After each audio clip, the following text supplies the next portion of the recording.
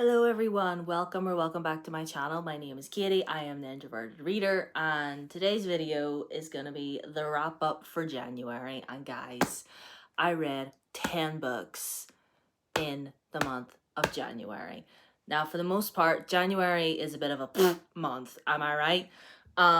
But for some reason, I do a lot of reading in January because it's so slow and it's just like, well, I need to pass the time doing something.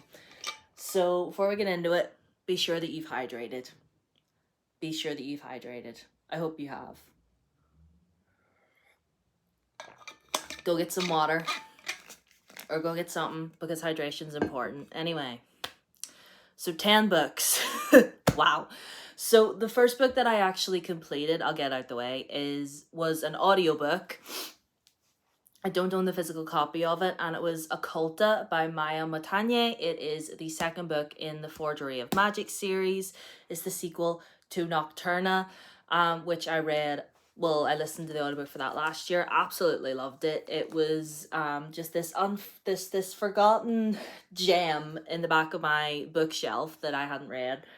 And it's a dual POV, and we're following a thief and a prince, and there's a lot of like dark magic involved, and they end up having to work together because something very strange is going on within their kingdom, and the prince's brother had passed away in like really mysterious circumstances, so they kind of have to work together to figure all that out. And that's all I'm going to tell you because that's all I know about this. And if you haven't read the Forgery of Magic series yet, then get on it because it's amazing. Anyway, so after I completed that, I read The Beautiful by Renee Ahdieh. This was a reread for me because I read it years ago and then I never continued on. Like, I read the first two books, I never read the third book, and the fourth book came out this year, so I have all the books in my possession, but I can't just jump into book 3 because I didn't remember nothing. So I got this, and yeah, I reread it. It was a wonderful time. So basically what it's about, if you are unfamiliar, we follow our main character Celine Rousseau, and basically Celine used to live in Paris with her father, but then something really traumatic happened to her, so she gets on a ship to go to America, and she arrives in New Orleans specifically. And what I love the most about this is the way the author described New Orleans as a city. Like, it just sounds so magical and just so like dark and mysterious. And yeah, I want to go there so bad. It sounds amazing. But anyway, so Celine gets to New Orleans with all these other girls, and they're brought to a convent in order to, because readjust themselves into society, because the nuns are like, we're gonna turn you into proper young ladies and find you husbands and get you settled in here, okay? So, she's doing that, and then she meets a young man called Sebastian Saint Germain, and he's very handsome and he's very mysterious, and she ends up sort of enthralled within his world, and it's all very dark, and it's just like, this book was like, whenever this came out, it was like bringing vampires back into young adult fiction, and I was like, say less, give it to me now. So yeah, I loved it, and I am sorely tempted to give my rating for it bumping up from a 4 to a 5 because this was wonderful. So I'm gonna put that down there. And the next book that I completed in the month of January was Wings of Ebony by J.L. This is the Introverted Reader Book Club pick for the month of January, so I have a review for it. It's on my channel, so go and watch it if you want my full feelings, thoughts, and opinions on it. But overall, this was a wonderful read. I thoroughly enjoyed it, and I do believe there's a sequel, so I will be getting on to that. But yeah, go watch my review if you want more thoughts. Now, the next book that I completed was on my Kindle, and it was Belladonna by Adeline Grace, because I was unsure as to what to read on my Kindle, if I'm being honest. I finished Slaying the Vampire Conqueror, and I was just like scrolling through the Kindle shop as one does, and Belladonna was just right there, and she was only like 99p on the Kindle shop, so I was like, yes, please. So I read it, and I read it so quick. Like, this was so good. So basically, we're following our main character, Signa Farrow, and she's having a really tough time of it because nearly all her family have passed away, and every family member that she has been brought to be looked after, um they have all met an untimely end in very mysterious circumstances. So, and everybody believes that like it's her fault, like she must be cursed, she must be the, of the devil. But then she ends up going to this mysterious uncle's house, like brought to his estate called Thorngrove. And she goes there, and it's the uncle, two cousins, and there was an aunt as well, but the aunt sadly passed away, and the uncle's having a really troubled time dealing with her passing. And one of the cousins, the daughter, is dying of the same mysterious illness that sadly took her mother. So there's all of that going on, and Death himself is like a character within this series, and I thought he was the best. I wanted more of him. Sadly, we didn't get it, but overall, this was love. I thought the writing was so lovely. I could not put this book down for the life of me, and if you have not read Belladonna yet, then get on it. And then after I finished Belladonna, I read Like a Curse by Elle McNichol. This is a middle grade, and we're following our main character, Ramia, who can see hidden folk. Like, she can see, like, fairy tale creatures, she can see fairies, she can goblins and trolls and all that sort of thing. That was a gift that was passed to her from her grandfather, and her grandfather had this book where he wrote down all the names of the magical creatures and kept a record of them and what they are and what they can do, where they live, blah, and all that. And he passes that on to her. And obviously the Elma Nickel herself is neurodivergent, so the neurodivergent representation in here is going to be wonderful. It's set in Edinburgh for the most, in Scotland really in general. And because Elle McNichol herself is Scottish, so yeah, I thoroughly enjoyed my time. It was great. I love the neurodivergent representation. I love all the magic. I loved Ramia as a main character. I felt so seen. As neurodivergent myself, I felt so seen. And if you haven't read Like a Charm, then you need to get on it. And then you need to read this because they're both great. So, and then after, did I read Foxglove after? Yes, I did. And then after I finished that, I immediately got my Kindle out and I read Foxglove, which is the sequel to Belladonna, which is even better than Belladonna, if I may say. I don't care if that's an unpopular opinion, it's mine and I'm sticking to it. I give Foxglove 5 stars. This was so just, listen, if you haven't read this series, I genuinely could not stop. And whenever I had to put it down for whatever reason, I couldn't stop thinking about it. So if you haven't read Belladonna or Foxglove, get on it. Get on it. And apparently there's meant to be a third book called Wisteria, and I don't want to wait. Like, I want it now. Although after Foxglove ended, it felt like things sort of wrapped up. I was like, if this was just a duology, I wouldn't be mad. But apparently there's going to be a third one. So I'm super excited about that.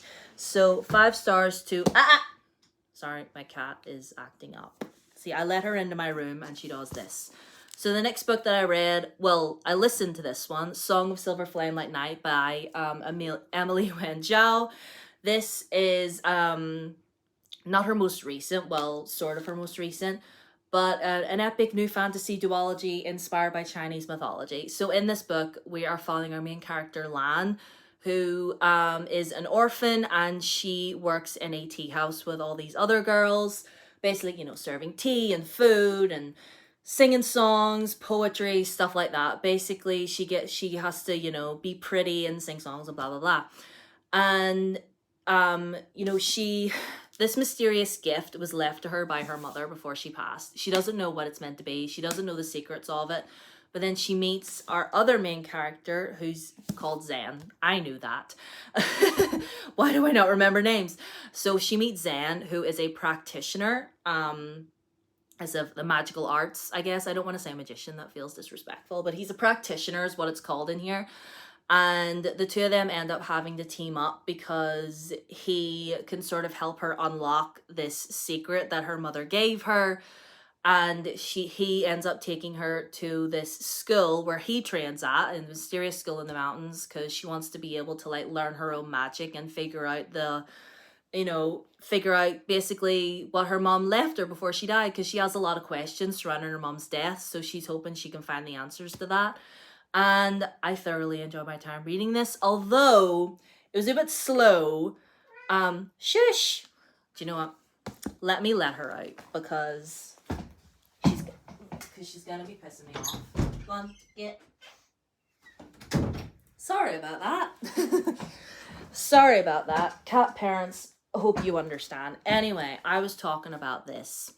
I really love this. I thought it was really well written. I thought, like, if you enjoy books like Daughter of the Moon Goddess or like Six Crimson Cranes, then you will love this. So I gave this 4 stars. And then the next one that I read was actually a comic, and it was Grandmaster of Demonic Cultivation, volume 4 in the comics. And can we talk about the covers for these? The cover art for all these is just absolutely stunning. I love these so much. So yeah, you know what this is. You already know. Any version of this story that I can get, I will gladly consume. I didn't even know that the next volume of this was even out, but like, oh, I can't even. I love this story so much. 5 stars. So then and then I listened to an audiobook, and that audiobook was for Fourth Wing by Rebecca Yarros. Now, I am gonna do a full video discussion, like spoilery type discussion about this book that's gonna come out next week. But let me tell you this, I love this. I thought this was great. I have never been so enthralled. I was just entertained from start to finish. I was on the edge of my seat. I was just, yeah, we know what this is. You know what this is. I don't even need to tell you what this is about. Do I? I don't think I do. But yeah, I'm going to be doing a full discussion about this next week. I don't think I need to waste my breath on it anymore. But I love this. I give it 5 stars. And anyone that disagrees, well, you can argue with a wall because I'm not changing my mind. And then the very last book that I read in the month of January, I literally only finished this yesterday and I'm so proud of myself. The Damned by Renee Ahdieh. This is the second book in the beautiful quartet. I have the third, well, I had the third one. I'm using the third one as a tripod. I finished this yesterday and I will say not much goes on in this. This one is really, it was still good, but this one is definitely like the bridge gap between the first one and the third one. I'm not overly mad at it. Like, it was still really, really good. I still enjoyed myself.